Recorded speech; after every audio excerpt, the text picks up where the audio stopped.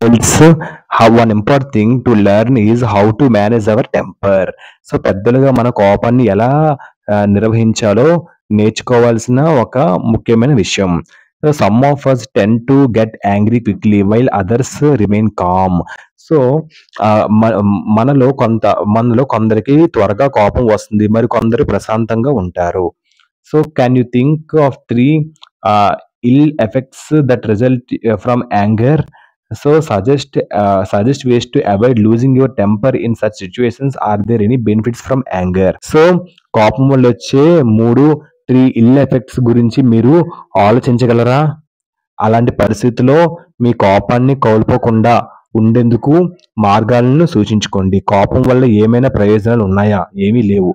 So ఇప్పుడు దీని మీద స్క్రిప్ట్ చేయాలి. హౌ టు కంట్రోల్ టెంపర్, దాని మీద స్క్రిప్ట్ చేయాలి. మోస్ట్ ఇంపార్టెంట్ స్క్రిప్ట్ స్పీచ్ అమ్మా ఇది.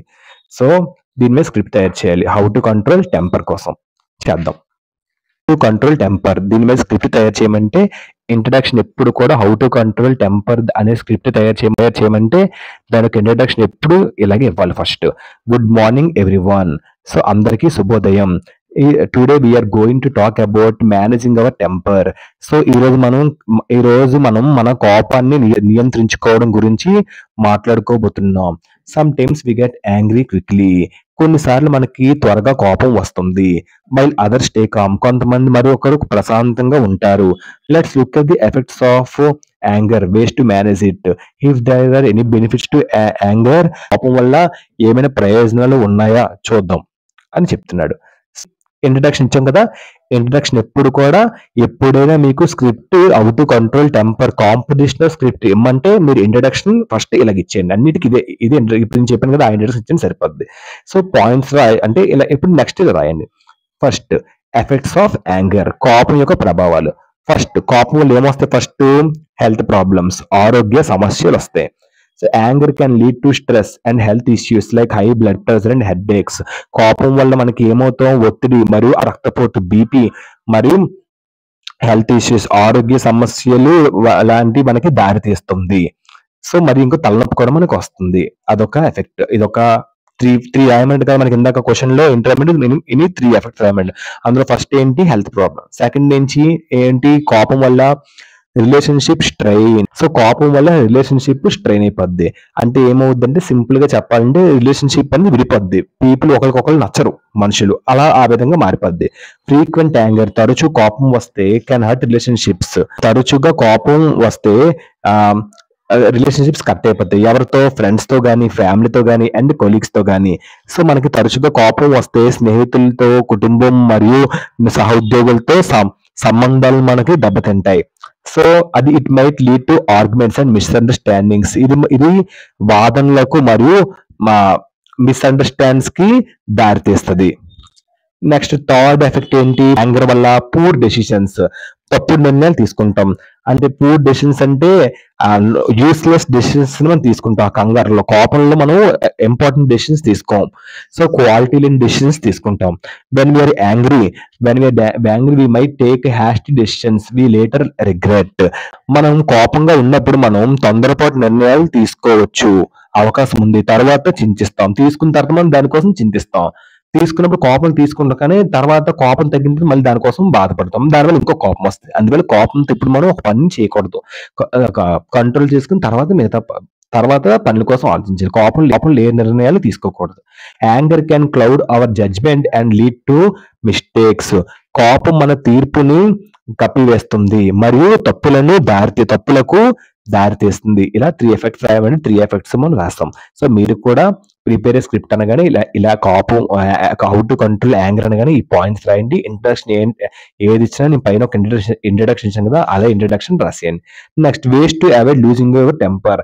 సో మన టెంపర్ ని నిగ్రహాన్ని కోల్పోకుండా ఉండడానికి మార్గాలు.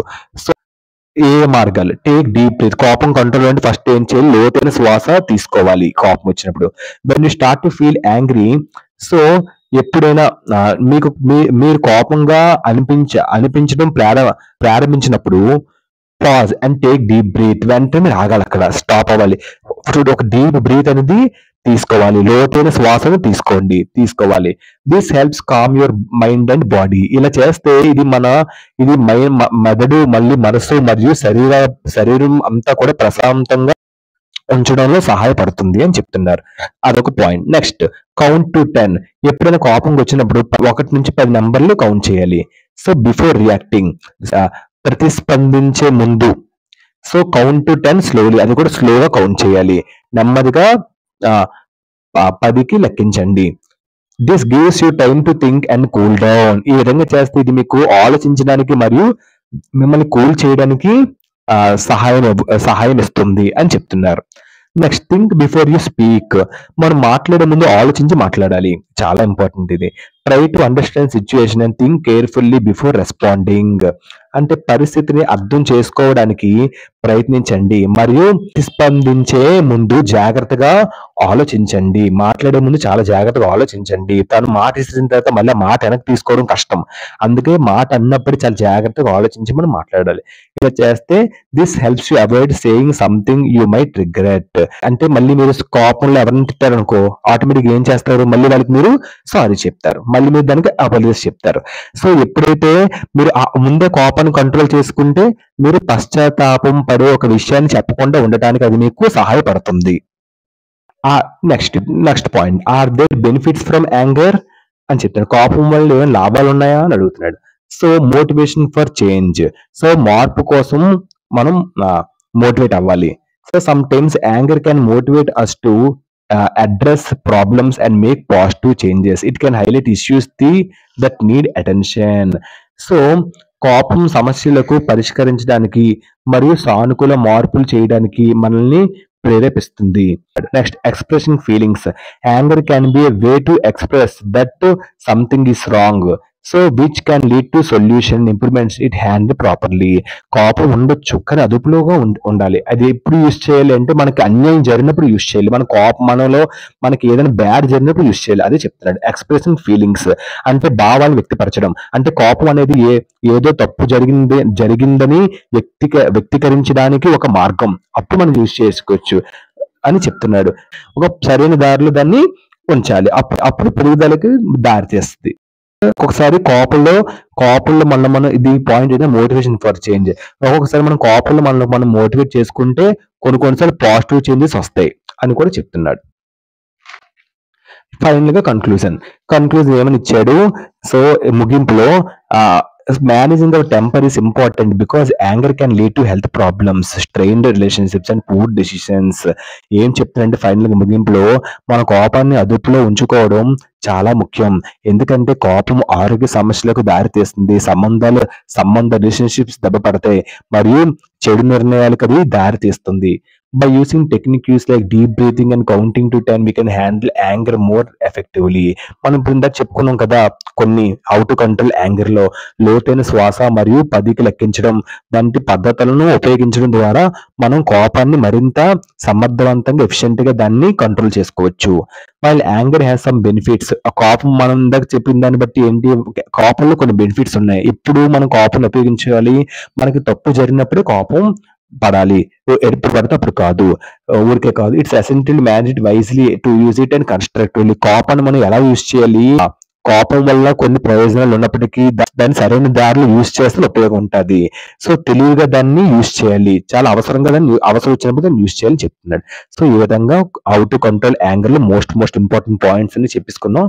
లాస్ట్ లో ఫైనల్ గా ప్రిపేర్ ఫర్ స్క్రిప్ట్ లో thank you for one and all for giving me this opportunity చెప్పి కంక్లూడ్ చేయాలి. సో ఈ విధంగా మీరు హౌ టు కంట్రోల్ యాంగర్ కోసం చెప్పగానే నేను ఏ ఇంట్రడక్షన్ అయితే ఇచ్చానో ఆ ఇంట్రడక్షన్ మీరు రాసి ఈ పాయింట్స్ అన్ని నీట్ గా రాసి లాస్ట్ లో కన్క్లూజన్ చెప్పాను కదా, ఈ పాయింట్స్ అని రాసి last thank you for one and all for giving me this opportunity అని పెట్టి కన్క్లూడ్ చేయండి. మీకు ఫుల్ మార్క్స్ అనేవి పడిపోతాయి, నో డౌట్ ఎట్ ఆల్. ఓకేనమ్మా, థ్యాంక్ యూ.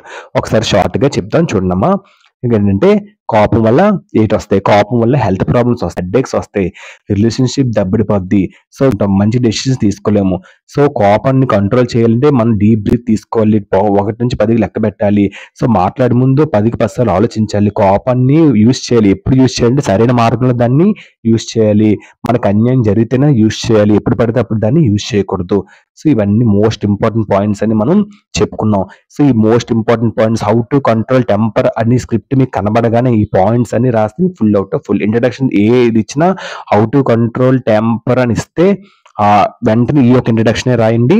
లాస్ట్ లో ఎప్పుడు కూడా thank you one and all for giving me this opportunity పెట్టి కన్క్లూడ్ చేయండి. నేను ఏ పాయింట్స్ చెప్పానో ఆ పాయింట్స్ రాయండి నీట్గా, ఇలా హెడ్డింగ్స్, సైడ్ హెడ్డింగ్స్ పెట్టి మీకు ఫుల్ మార్క్స్ అన్ని పడిపోతాయి. థ్యాంక్ యూ అమ్మా.